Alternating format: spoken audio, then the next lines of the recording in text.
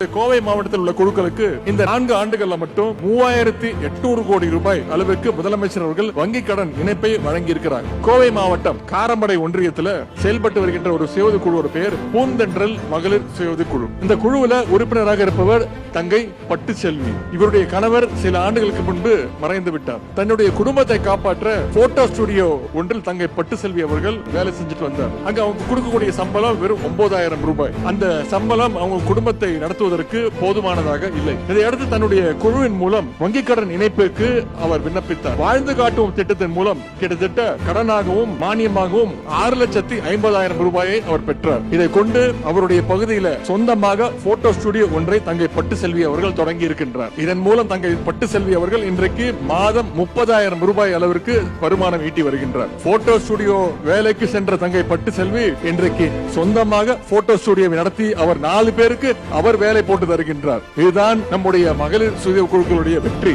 இதுதான் நம்முடைய திராவிட மாடல் அரசினுடைய வெற்றி.